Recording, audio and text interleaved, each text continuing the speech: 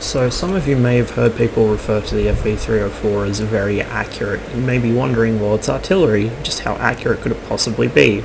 You're about to find out. This is a game on Comorin with Hardest, Ethan, and Heavy 501 from Hardest Stream as well, who managed to get into the same game as us. First thing I do is take 304 to a bush. 304 is about the same size as most bushes in the game, so I don't have trouble finding a hiding spot for it. And I set up to watch mid because that's where I expect the most dangerous enemy tanks to go to begin with. And see, I'm sort of stretching the edge of my range right about there.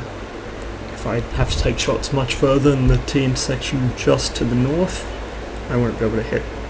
For instance, that Carnarvon's totally out of my range. I'd have to be in probably the G line to hit him.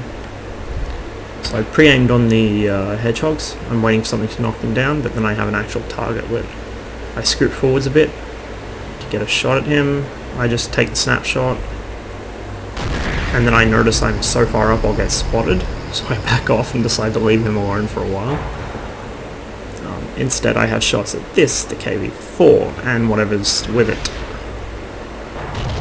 So that's obviously a miss, but that was a complete blind shot at a tank that hadn't been lit for a while.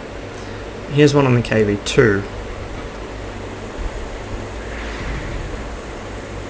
Direct hit.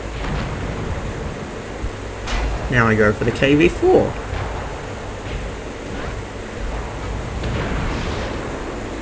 Direct hit. KV2 is lit once again.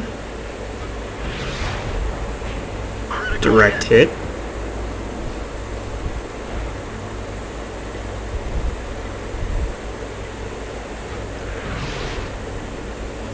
Direct hit. Now, of course, this isn't foolproof.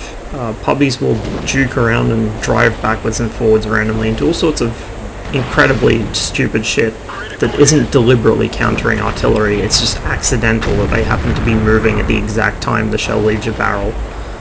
So you won't get 100% accuracy in the FV unless you only ever shoot at stationary targets. But you can get really good accuracy for an arty piece in this. You can see Hardest was just pushed out by our T-34-3, who, if I remember correctly, he spent the rest of the game bitching out, rightly so.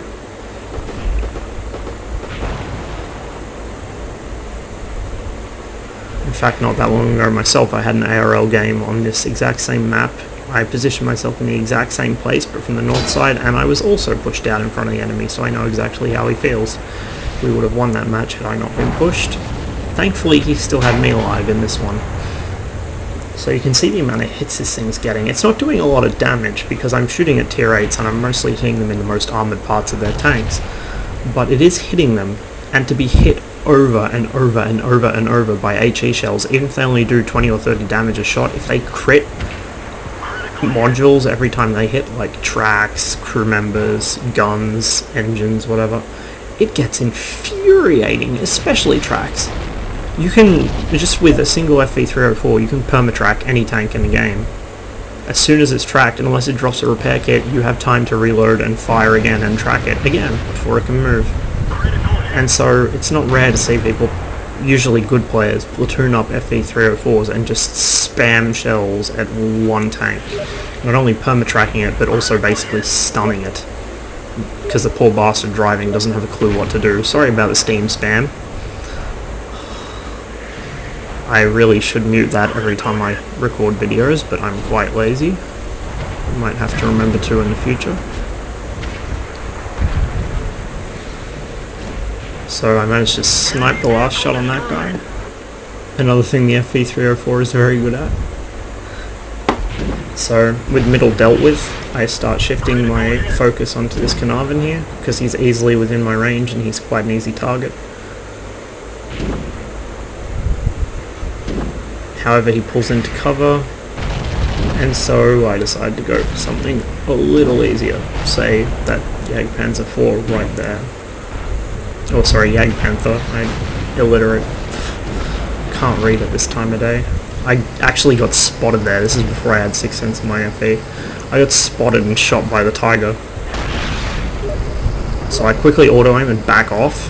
Auto-aim on the FV304 is actually very effective. If you're at short range and you auto-aim a target, you're more likely to drop a shell onto the engine deck than in arty mode. It's quite good for that kind of thing. Obviously the downside being that if you can auto-aim a target, that means you have line of sight to it to click it. And that means it has line of sight to you, and if you're spotted, well. Thankfully he didn't roll high enough to kill me, so I was able to escape over here and continue firing. That one was a bit wide, sailed clean over his head. Apparently unpopular today. Managed to avenge myself there on the Tiger P. Now I start looking for shots on this T29. T29s make good FV304 victims because while they tend not to take a lot of damage from it, they are huge and slow and they have a lot of trouble getting out of your field of fire. See, I'm getting some help there from Ethan in his Hellcat, and off goes the last shot. Looking for one on the Comet. See this? There is no such thing as arty cover from an FV304 that's at the edge of its range. The shells drop almost vertically. I can hit him behind that rock as if it isn't even there. Problem is though, it is right at the edge of my range. Literally, he's about a meter inside it, so if he moves too much, I'm going to have to relocate to hit him.